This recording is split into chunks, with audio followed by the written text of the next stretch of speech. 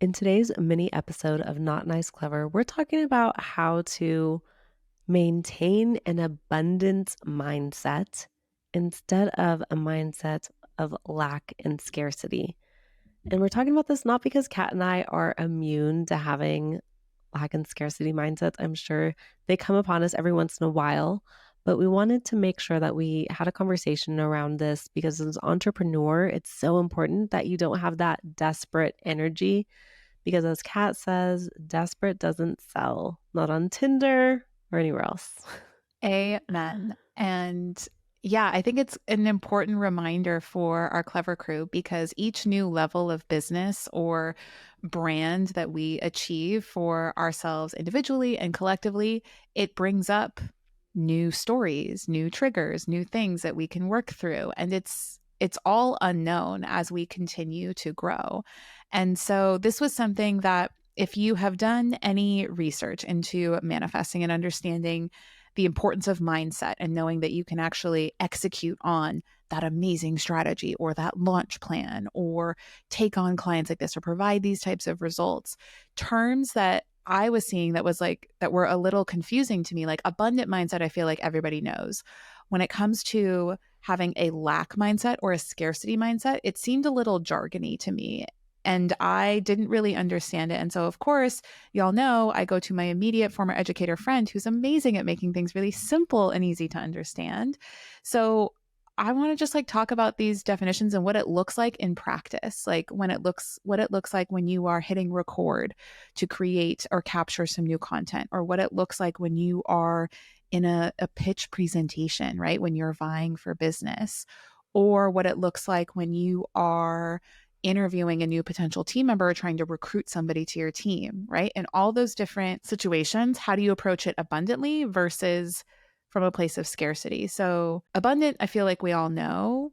Lack and scarcity, how are they different and how does it affect your energy in those situations? When I think about lack, I think about like an emptiness. There's a void, there's something that's not there. Mhm. So, whatever, let's talk about money. For example, if I'm thinking about money as far as lack, I don't have it. Okay, it's missing. Right. And then scarcity is a little bit different. Scarcity might mean I have money, but it might go away. I don't trust that it's coming back to me. I don't see myself as a money magnet. And so the scarcity mindset m- makes me hoard money. And it kind of Mm. doesn't matter how much money you have in your bank account. You can still have a scarcity mindset when it comes to money. I think the situation that comes to mind for me is like if you're in a meeting, a client meeting, right? A potential new client and you're offering your services and you're laying out how you'll work together. Or also if you're talking to a new potential team member. And if you're coming from a place of lack, I feel like the thoughts that sometimes go through your head are nobody's working with me right now. So why would this new person want to anyway? Right? Like if you're brand new in business, or even if you are maybe a solo entrepreneur right now and looking to grow your team and you're interviewing somebody, but it's like, well, I'm only a team of one right now. I have no team members, right? So how could that ever change or be different? Does that make sense? Yeah. Or lack could also just be I can't even get to the interview process because I don't have any money. And Mm. Ryan Serhant talks about this in his book, Big Money Energy, where one of his first hires early on was his driver. Yeah. And he didn't have enough money to pay him. No, full on salaried employee. Yeah, a full on salaried employee. He did not have money to pay him. But what he thought about instead was not about his current money situation, but he thought, how much time could I buy back if I Mhm. had this driver? And then what would that translate to as far as dollars in my business? And we Mhm. know that that gave him a huge ROI even in that first year because he Mhm. had so much more time that it didn't matter that he was paying, I don't know, $60,000 in a salary because he knew he was going to make that many times over. He knew it was an investment in getting way more Yes, back, that there was ROI, like being there's ROI. ROI minded versus, oh, it's costing me, it's cutting me down, it's taking it away, like all of that. Yeah, what is the return on this investment? And that's so important to growth as an entrepreneur because not many of us have a ton of money in our bank account when we're starting our business. I mean, maybe you do, but Kat and I didn't. No. And actually, at each new level, it gets scarier and scarier to see how much money I'm responsible to go out each month. Right, the overhead. We were talking about that a couple weeks ago. It gets scary, but what Yeah. you have to understand is that every time you add someone to your team, if it's the right person, then it's Mhm, only going to give you an ROI. You have to think abundantly. You have to think of your business as an investment, and you have to understand that you are worthy of help. Your idea is good enough for people to want to get behind. mhm. And that's just so important. And I feel like at every new level, I'm always having the same talk with myself like, oof, Right. that sounds like a lot of money, but what does that actually mean at the end of the day? I was having this conversation with Will the other day where we were talking about our finances. You know, we kind of have this conversation, I'd say about once a quarter.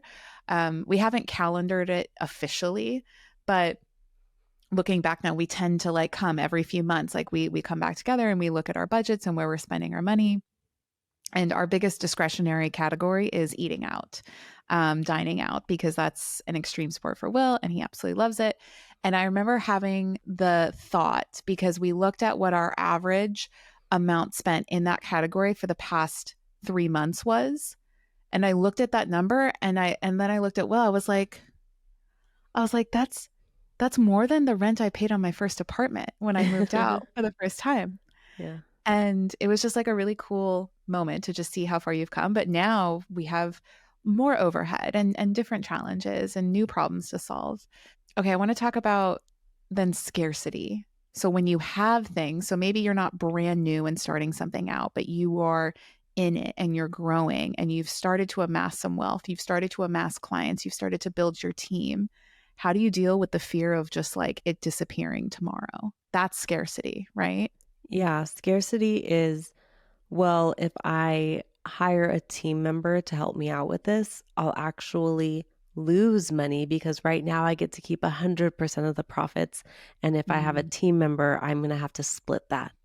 And the reality of it is, you're not going to do as much as you will with a team member by yourself. So mhm. you're never going to lose if you hire the right team member and it's the right time. That's the scarcity mindset. Scarcity is that there's only enough for me Mm, or only enough in this moment. And I can't imagine sharing this because it might go away and never come back to me. I can't imagine inviting someone in because then I would have less just by the nature of inviting someone in.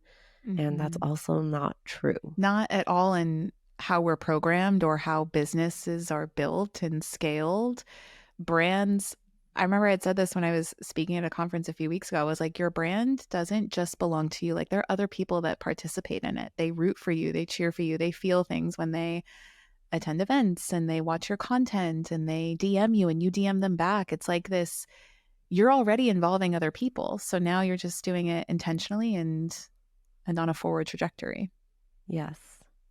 I know we kept this to a mini. We might do a full episode on this, but it's something that was top of mind for us and be curious to hear from our clever crew if you have seen habits or behaviors of lack or scarcity in your business and if you can turn it around in a better, more abundant way.